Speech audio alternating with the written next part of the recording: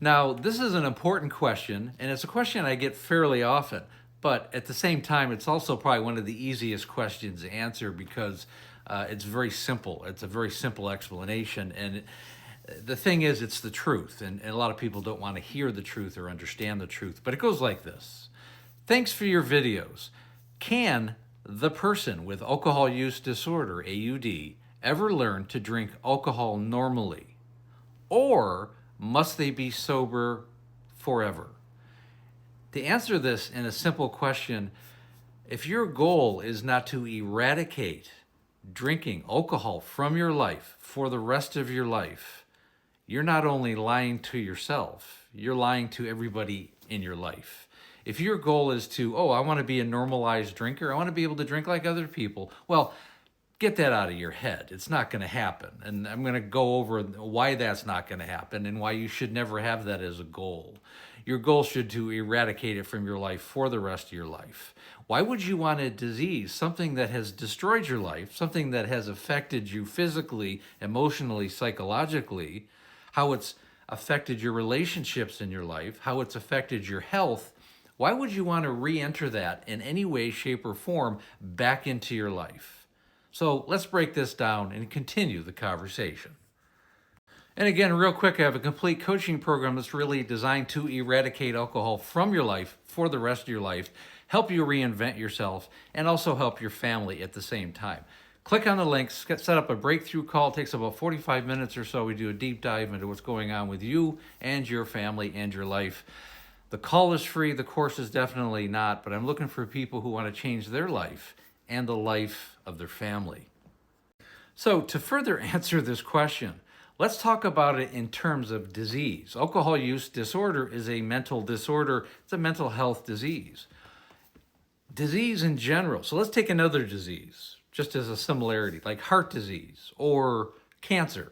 So if you had breast cancer, for example, or you had pancreatic cancer, stomach cancer, skin cancer, some kind of cancer, and you were able to get that out of your life, you were able to beat it through radiation or through chemo, and you went through a year of hell in your life. You went through chemotherapy, you lost your hair, radiation.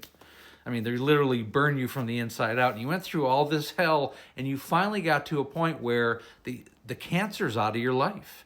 And you're getting your health back, you're getting your life back, you'll be able to go back to work, you're able to rebuild your relationships, and you're not this person with cancer anymore. That's not your identity. That identity is no longer your identity. You're no longer a person living with cancer, you are cancer-free. Why would you want to go say, well, maybe I should just have a little bit of cancer? Would that be okay if I just got a little bit of cancer back? I can handle it. I went through it before, I can handle a little bit of cancer.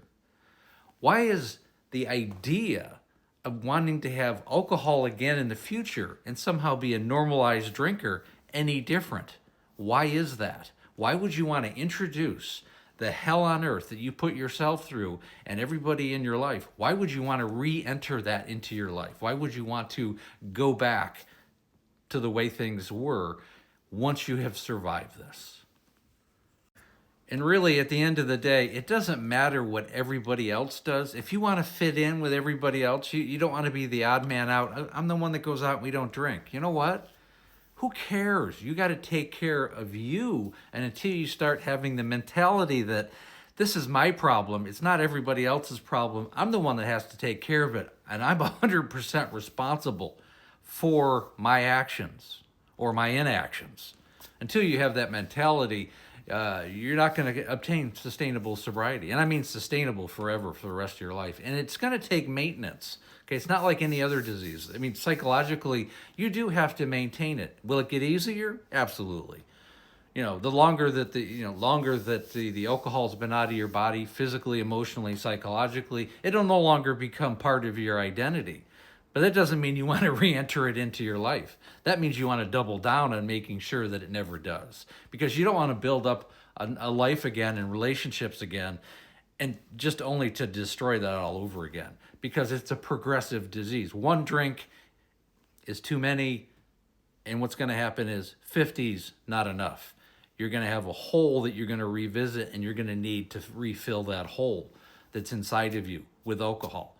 And you're going to You have to realize the alcohol, it's about repressed emotions, covering up painful things. So if you're going to obtain sustainable sobriety, you have to understand and you have to work through your why. What is the stress, the anxiety, the depression, or the other dual problem? Maybe it's, you have bipolar or borderline personality, or some other malady, some other mental health issue.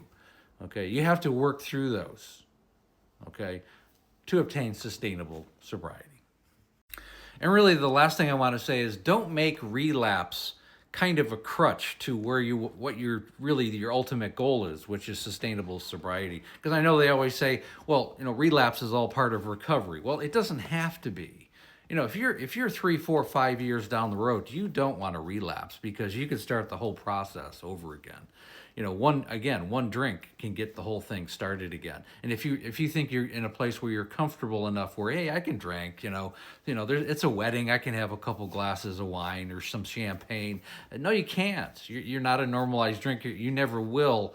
And recognizing that and understanding that will give you a life, a longer life, a healthier life, and a much more fulfilling life. And I really hope that makes sense. And the last thing I want to say real quick is the memoir is called Amanda, A Cautionary Tale of Alcoholism. Unfortunately, it was the story of my wife, and I was married for 25 years, and she wasn't able to overcome this disease, unfortunately. And it's a big reason why I do this. I want to be able to save other people. And it's an important book. You can find it on Amazon. It's also in my link tree. You can buy it right on my website, right on this page. And there's also a link for international if you're outside the United States. It's also ebook is available on Amazon, Apple, and the Barnes & Noble website. And again, thanks so much for listening.